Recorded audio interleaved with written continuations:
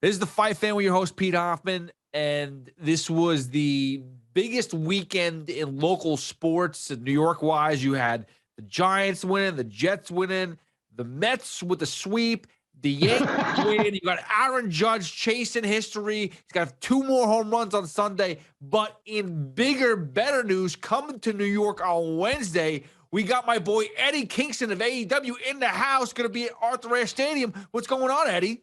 Yeah, what's going on, Petey? If you guys see me touching my lip, it's because I'm doing this thing, whatever it is. What is that? It's a thing to help you quit smoking. Oh, you Zyn or whatever. Okay.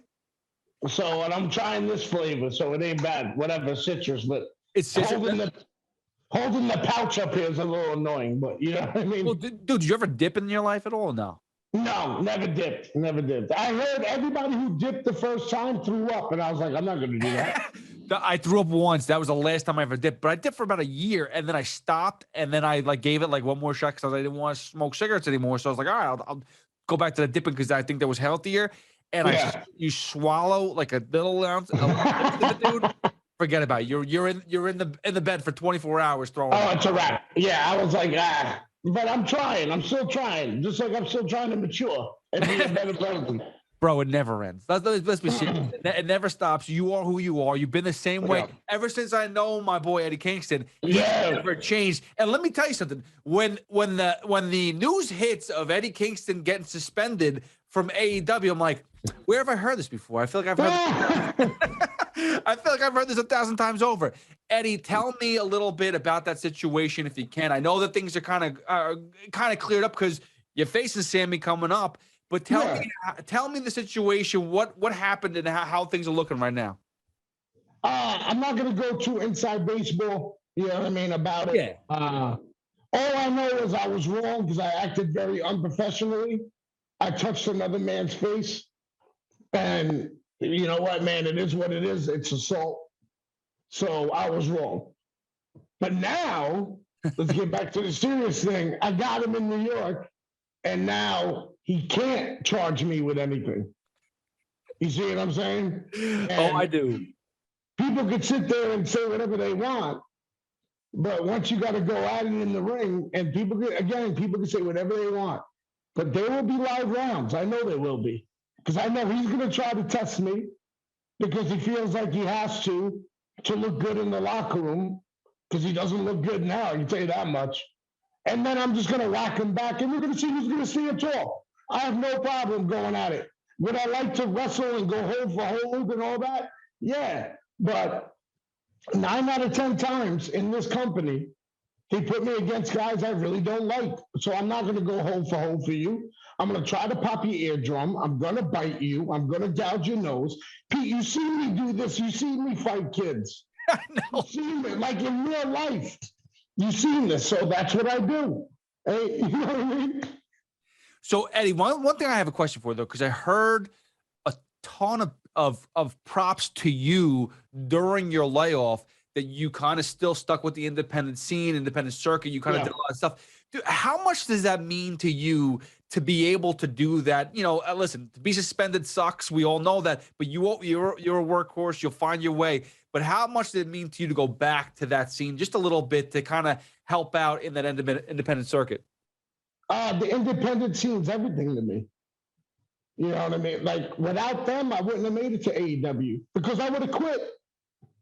You know what I mean? The independent scene kept me fed, kept booking me, kept paying me, you know, and I got to still remember where I came from. That's my biggest fear, is forgetting where I came from, because I've seen people do that. You know what I mean? And I'm not going to name names or say who, but I've seen it.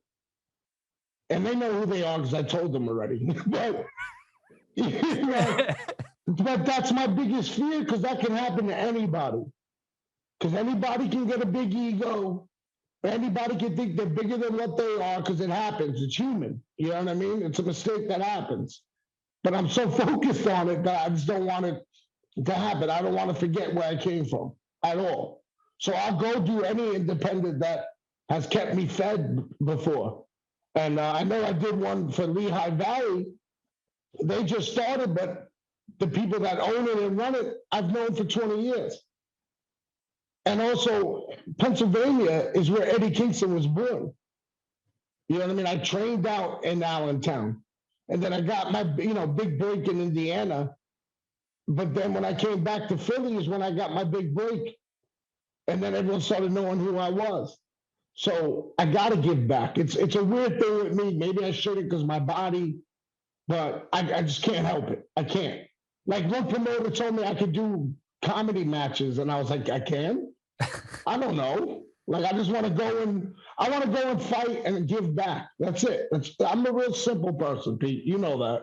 I do, and that's a huge thing because Eddie, like you and I, we are these like we put for a long time, you put your head down, you just work. You just go out there and continue to drive, and eventually it clicks, it takes, whatever it is, you just never give up. And you going through that process, I understand that you appreciate the independent circuit, but how, without them, like you feel like you owe so much. But what else can you do to help uplift them as well when you are? Because, dude, you're on the big stage. You're AEW now. It's not like you have to go. Not saying that you don't have to work as hard because you always got to put yourself best foot forward. But you can't forget about them. So what else can you do when you are still in an AEW besides like taking time off when you unfortunately had to? Man, I don't want to say this because I don't want people because I don't know if it's going to happen. And also, I don't want people to be like, oh, Eddie's such a great person. I'm not doing things to be a great person. You know what I mean? I do things because it's the right thing to do. I don't want credit. I don't want nothing. It's the right thing to do. I have the time. I have, the money and all that I'm going to do it.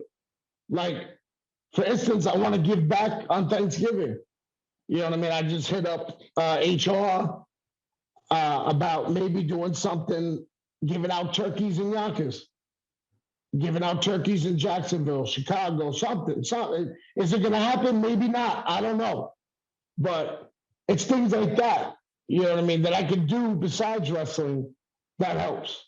And since they announced it already, and I hated it that they put it on Twitter, I said, go ahead, announce it at the show, but don't.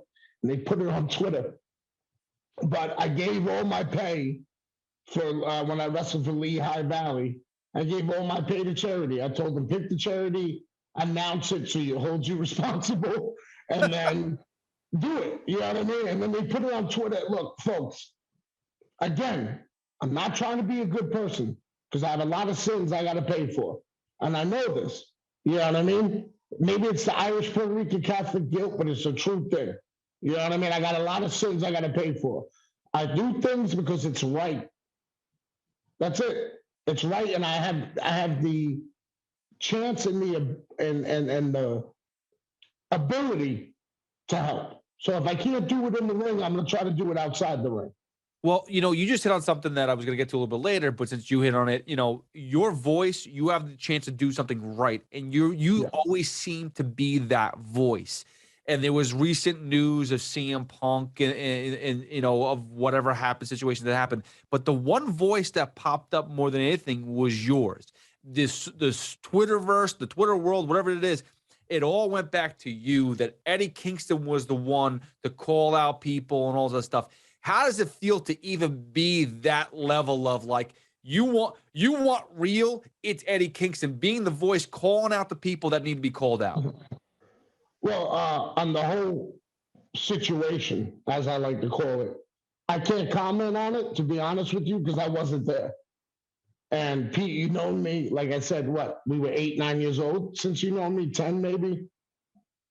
I don't like to talk, about anything if I'm not there or if I don't know it. You know what I mean? So I can't comment on that. Everybody saying whatever I'm saying, it's just me. It doesn't make me feel good, bad. I'm indifferent because selfishly, I say things for myself. You know what I mean? And if people connect with it, awesome. If they don't, awesome. I don't care. Just watch wrestling. That's it. Watch all wrestling, all of it. Just watch all of it. Let's get these ratings back up to what they were. I'm watching this YouTube channel, Wrestling Bios, and he's doing a thing on WCW and WWF Monday Night War. And at the end of the videos, he puts up the ratings. And these guys were getting 4s and 3s and 5s. And let's get back to that. Let's all do it. Let's all do it. You know what I mean? Now, just like a typical New York fan, Yankee fan, Giant fan, Knicks fan, no matter what happens, I'm going to say AEW is the best. You know what I mean? The same thing I do with my teams. It's the same thing. This is my team. You know, so that's it. Well, no, hitting that on that, fact that you are at AEW, you've been here now for well over, how the tenure that you've been in AEW for well over a year in excess. How does it feel now? This is the second time you're back in New York. How does it feel to be returning? How does it feel? Just the whole cusp of AEW. Where do you feel the company is right now? Let me, we got our PR person on the line here, so let me answer this correctly. I'm joking. I'm joking, guys. I see AEW right now has a chance to just prove to everyone that we're still here. Because now people know who we are. You know what I'm saying? Now people know who we are, and we've done what we've done and whatever. We caught the people, right? We got them. Now we just got to get them to stay. And that's where we're at right now. You know what I mean? And we have a locker room. Granted, there's a lot of guys I don't like, and they know who they are, and that's it. But there's a locker room full of young, hungry guys. And also, there's a lot of young, hungry guys on the independents that could come to AEW. You just don't know. But just know that there's a lot of hungry guys there who are trying to make a living and trying to do it right. Now, there's some that aren't, but, I'll let that be. I digress. Who's your favorite? Listen, I watch all types of wrestling, all types of fighting, everything boxing. You just watch Triple G, Canelo over the weekend. Yeah, just watch that, yeah. Listen, again, I'm into the UFC a lot, so I'm like watching, Kamaru Usman just got knocked out not too long ago from Leon Edwards. Man, that was Leon set that up the whole night. You know what I mean? It was a Hail Mary, but he set it up the whole night. Well, my favorite thing about the Leon Edwards, it reminds you of the Jorge Masvidal knockout with the benefit screen, because they show footage prior to them working those combos. Jorge Masvidal working that flying knee, and then they use it. It's like, holy shit, that fucking landed, bro. That was unexpected. I didn't. But they have it locked in the chamber, and it was a Hail Mary, like you said, to Leon Edwards, but it landed. But to you, you see, dude, you watch, you're locked into everything. Who are your favorite fighters, whether it's pro wrestlers, whether it's MMA fighters, boxers? Who are the guys that you locked into right now? If it's in your own bit, if it's AEW, who is it right now, or up on the rise? On the rise, because the people I usually look after, whoever the champions are, especially in pro wrestling, because that's my goal. I want to be world champion. That's it. That's my goal. That's what I'm working towards. So I always got to know who's at the top. But of course, you got to know who's rising on you. And you got guys like Will Hobbs, Ricky Starks, you know what I mean? They're on the rise. They're nipping. You know what I mean? You still have Chris Jericho still hanging around. You know what I mean? That annoying mother, I'm not a big fan of his. But you got Wheeler Yuta. That's my little homie. You know what I mean? He's on the rise. Garcia, I don't like him personally. I think he's a scumbag, but he's on the rise. You got a lot of young men. Private Party, that can go on and on. I'm going to forget people, so I want to apologize now, but. Don't apologize for shit, Eddie. Don't apologize for anything. You never apologize. Now, in UFC, Jorge's that's my man. You know what I mean? I like Jorge, but you know what I mean? That kid, I can't say his name right, so I'm not even going to try. But the kid who was supposed to fight Diaz, who didn't make weight. Oh, Chimaev? Chimaev, yeah. Yeah, he got a little something off with him. He's an animal. He has a little something off, so I like that. You see what he did to Kevin Holland? Like what? Insane. And he ragdolled him. And if you saw Nate Diaz fight Chimaev, I mean, there would have been no chance. Like, Diaz probably would have got killed. Like, I mean, I love Nate Diaz. I know he's got that fight, we all dog in him, but like, that's a different style fighter. Like, he's not going out there and like, sparring with him. He's going to wrestle, take him down, put him in headlocks, put him in what positions. Like, he wants to kill anybody. So my lady is a black belt in jiu-jitsu. And when I watched it with her, she was like, watch, he's going to get the Darce. And I'm watching Kevin Holland sprawl.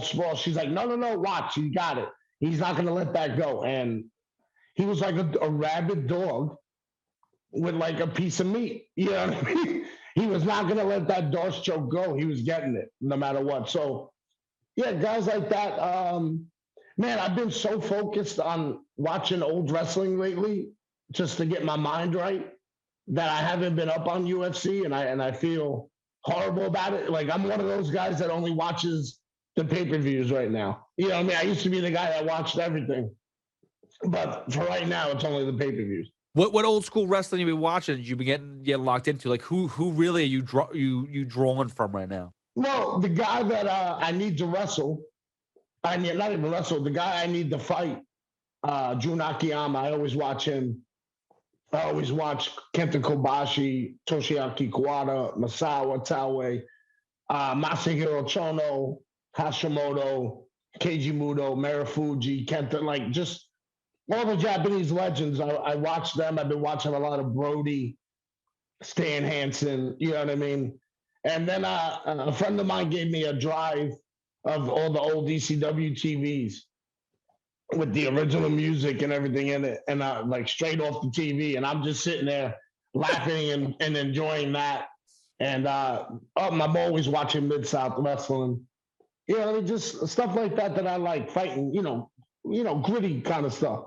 What's the best circuit that we missed out on? Like, because New York's got its own, like, we're very high class. We have we're the big dogs. We only type the big dogs, but we missed a lot of independent scenes. Like, you focused a lot on the Japanese wrestlers, which is amazing. Yeah. But like, where did we miss out? Like, who really, what local circuit did we just totally miss the boat on?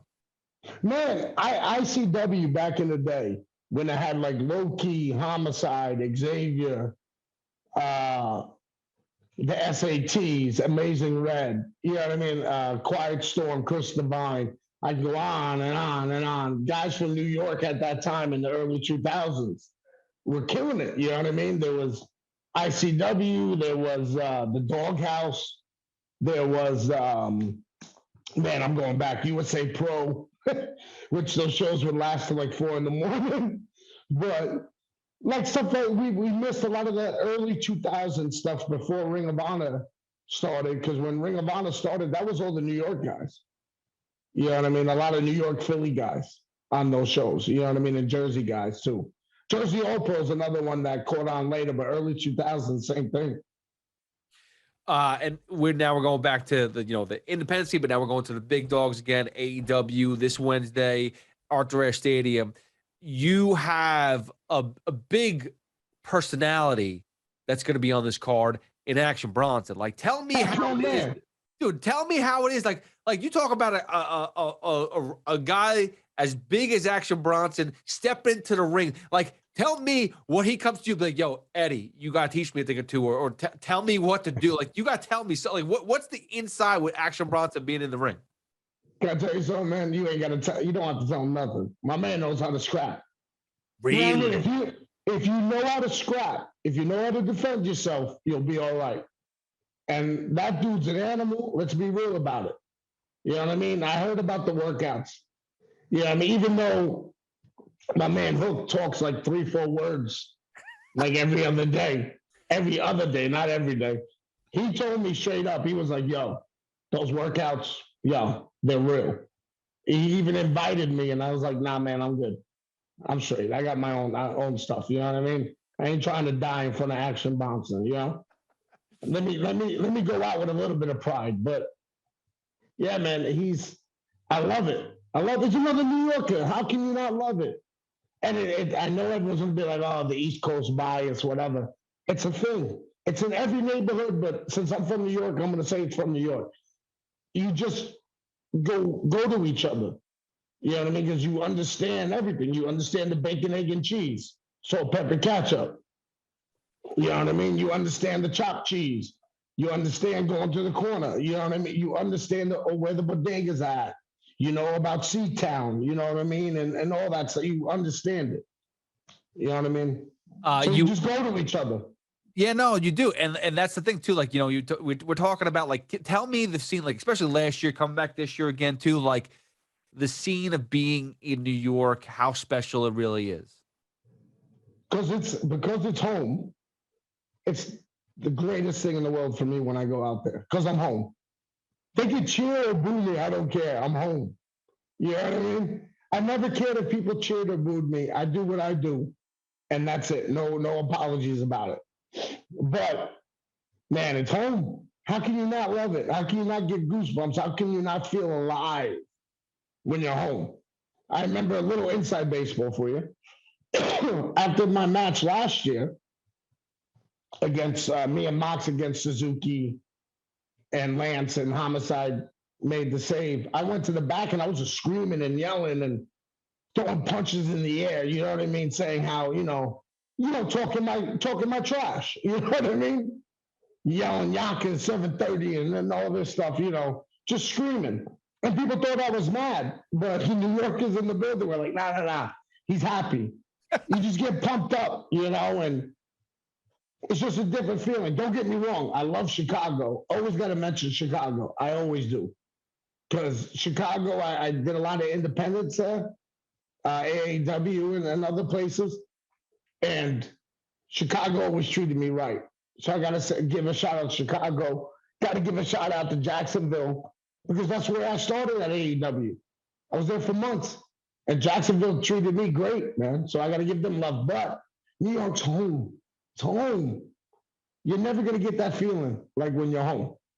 Do you catch, people that like all your boys that are, dude, listen, Eddie Kingston is a household name for many reasons now, but in New York, dude, bro, it is. I can't say it. I can't take the compliment, but thank you.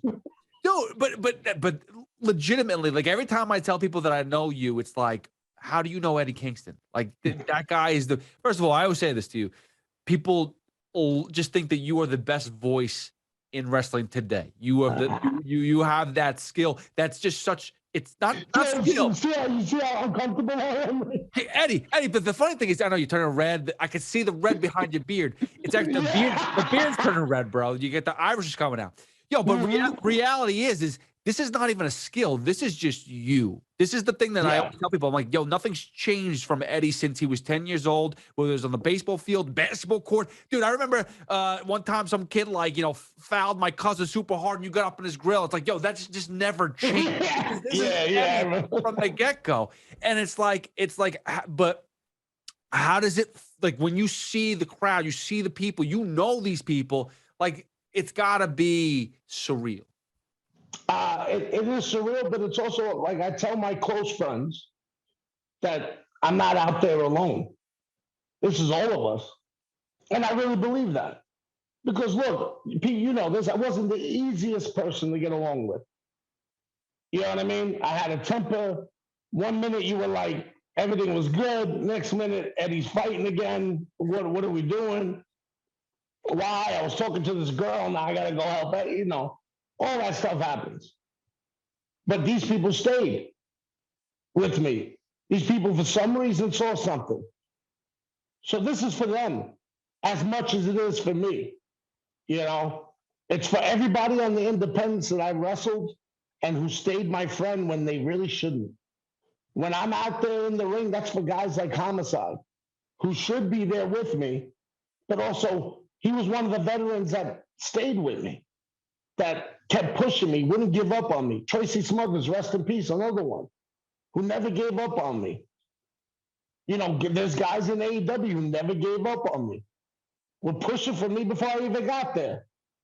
You know what I mean? And then there's other people who I know for a fact, because I found this out, who were trying to get me there, couldn't get me there. Then they were trying to get me other places. Guys like Mox were trying to get me in WWE without me even knowing. So this is for them. This ain't for me, man. And not just for me. I got to share it with them. I got to share it with my mother, my father, my little brother. You know what I mean? People who never gave up on me. And I just can't do it any other way. I can't be selfish. I want to be sometimes. Trust me, I want to be that scumbag. It's so much easier to be a selfish prick sometimes. You know what I mean? But I can't do it. And dude, it's all real. This is all really Eddie Kingston, because I know this. This is who you've always been. I'll put it out there. It's me at 17, turned up 1,000 notches. Right? But that's why people respect you so much. Again, like that's what I was saying. I go back to CM Punk stuff, and you don't have to go back to it at all. But just the videos of you calling him out in that moment of whatever, however real that was in that moment, you being and whatever you say it to him and telling him how you felt in that ring. People feel you because they relate to you, because everything they feel is real, and that's just really how you are, man. And it just I congratulate you for being able to build that personality into something that's unbelievable. Thank you, Peter. I appreciate it, but we ain't done, man. I got to get that world title, my match with Jun Akiyama. There's so many more goals that are set. What is it going to take, Eddie? What is it going to take for you to get a belt? What is it going to take for you to win that belt? Tell me what. In all honesty, I got to get on a winning streak. Let's call it like it is, man. You know what I mean? You can't give somebody who, honestly, I'm 1-1 in the past couple of months, if you really think about it. I lost to Jericho and I beat Ishii. That's not going to get me a title shot, 1-1 in the past couple of months. You know what I mean? You got to win. You know what I mean? You got to win. You got to, attract the people to you. And you got to go. I ain't trying to do too much. You know what I mean? I'm just going to fight, man. And it's not up to me because I'll put it out in the universe when I'm world champion. It's not up to me. When do you think that's going to happen? Like, because you look at a guy like a Donald Cerrone, for example, from MMA. Mm-hmm. Like, I look, that guy was the same thing as you. It's like, dude, I just fight the next person in front of me. I don't care. I don't need a belt. The belt will come my way. But legitimately, eventually, you need to have that as a focus. When do you realistically, is 2023 the year that Eddie Kingston is? It 2024? When do you think that belt is going to be in your hand raised? I think after I beat the piss out of Sammy and I need my match with Akiyama, then I can focus on being world champion. I've been off focus, man. I've been busy with Jericho's ass for months. And you know what? That's my fault, because I let him get in my head and lent space in there and let me forget what the main objective is. You know what I mean? It happens, folks. I'm not perfect. You know what I'm saying? So I think, once I get this business done with Sammy, and I'm really trying to work on this Akiyama thing, if you noticed, huh? What do you mean? What do you mean? You're trying to sell this thing super hard. Let's go. Super hard. I'm throwing it out there in the universe super hard. But again, I can ask for that match, but what happens if I lose? Again, I take one step forward, 2 steps back. I got to keep going forward. So do I think 2023 is the year? Man, I think I'll put it to you like this. I think I can get in with anybody who's the world champion anywhere and win. I just need the chance. That's it. But, I get it. I get that it's not my show and it's not my move, but trust me, I know I can beat their ass or give them a really good fight. Either way, I win. Cut that promo. Let's go. Eddie Kingston join us right now. Real quick, a couple things, because, dude, I see you rocking a Yankee cap right now, which is how it should be. Listen, by the way, you know me. I'm a Mets fan, but my whole dude, all my family, dude, my kids. I couldn't even care. My kids, I can't. My little 5-year-old is a Yankee fan. I couldn't do it. You can't win. Aaron Judge, he's 59 home runs, so he's gonna break the record for the single season for Yankees. I'd say for everybody. Are we really still counting Bonds? No, most people are not. Most people are. Are we counting McGuire too and Sosa after the whole PED thing? You can't count it. You can't. No, you can't. No. To me, Aaron Judge, as a typical Yankee fan, put it out there. To me, Aaron Judge is going to break the record 61 and be the home run king as a Yankee fan. Do you, of course. Now, realistically, how many home runs do you think he's got? He's got 59. He's got 16 games left. How many home runs do you think he's going to finish with? He's got 59 right now. I wouldn't be surprised if he goes 70. Let's go. I wouldn't be surprised. But here's my worry. Now here comes the other side of the Yankee fandom. They're not hot right now. He can hit all the home runs in the world, but they're losing. Have they won 3 games in a row? And I don't know. How long has it been? It's been a month, I think, since they had a big winning streak. It really they've been terrible. If you look at their you look at them. I think they got 88, 89 wins. I don't remember the last big streak they've been on, but it's probably like before July, dude. It's definitely before the All-Star break, because it was after the All-Star break it just went down. Yeah, you know what I mean. So my thing is. Would it be great if he breaks it? Yeah, get 63, 62, be great. But I hope we win. What's more important is I hope we win every game and get momentum into going into the playoffs. Well, that's how the Yankees been relying on their wins is by Aaron Judge. If Aaron Judge is not hitting, they're not winning. So whenever he hits, you can't. It's a team sport. So that's why, not for nothing, but like he needs 70 home runs so they can win like 5 more games, bro. Give him 86, like he's playing MLB the show or something. Listen, I also know you're big Giant fan, as you said too, bro. 2-0. How you feeling about the squad right now? 2 of the ugliest, luckiest women. I'm not that delusional Giant fan. Am I happy that they're 2-0? Yeah, I'll take the wins. But man, it's like they gotta be better on not making mistakes. You know what I mean? And stepping on their own feet. You know, there's a lot of offsides, a lot of holding calls. Daniel Jones can't be making those second-year mistakes, first-year mistakes. Can't be throwing into coverage. He has to be able to see that safety or that linebacker dropping back in pass coverage. You know what I mean? He has to be able to throw that outside shoulder or over the top where only his receiver can get it. Yeah, that's right. I've never played quarterback, folks, but I'm going to talk trash. That's the way to me, you know. The defense, I love Giants. Have always had a good defense. And also let's feed Saquon. Why didn't we feed him? He showed he can still go in the Titans game. Let's feed him. You know what I mean? Unless there's an injury that no one's talking about. You know what I mean? And don't we have that kid from San Francisco? That's one of our running backs. Matt Breida, yeah. He didn't really get a lot of touches. He didn't really do much. Give him, let's establish the run to help out Daniel Jones. So he's not forced to make those mistakes. So we can get the play action going and he can get nice, easy little hooks or button route. You know what I mean? Nice short passes. You know, because I don't trust him. And that's it. And that's my take. There you go. And now you're also a big Knicks fan, so I want to get your point on this because Donovan Mitchell, another hometown guy, dude. Like, listen, it's nice to have a lot of homegrown talent in New York in this area. Guy was like dying to come to be a Knick, and now he's in Cleveland. How you liking this Knick team right now? Yeah, let me just say that. Yeah, they're gonna play. That's it. That's all I can say. They're gonna play, and you know who got the NBA League Pass on his YouTube TV, and you know who's gonna watch all the games as much as he can on his phone, on his iPad, at home. Me, this guy, and I'm gonna yell and scream, and I'm still gonna be there, and I'm gonna be annoyed, and I'm gonna say I'm gonna stop following this team. Forget it. I'm gonna be a Brooklyn Nets fan. All this stuff. I'm gonna say all this stuff. But at the end of the day, I'm still going to be a Knicks fan, and I'm still going to be mad and surly about everything and telling them I know better and how I want Tony Khan to buy the Knicks from James Dolan really bad so he can make me the GM. Dude, how clickbait that, folks.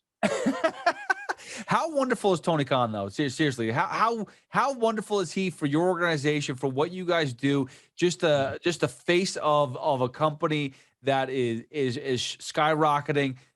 Realistically, dude, the guy. Whenever I talk to him about you, even he glows about you.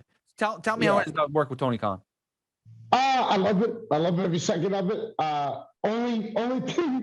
Only the two things that bother me about. Well, one thing that bothers me about Tony is he's too nice. That's it.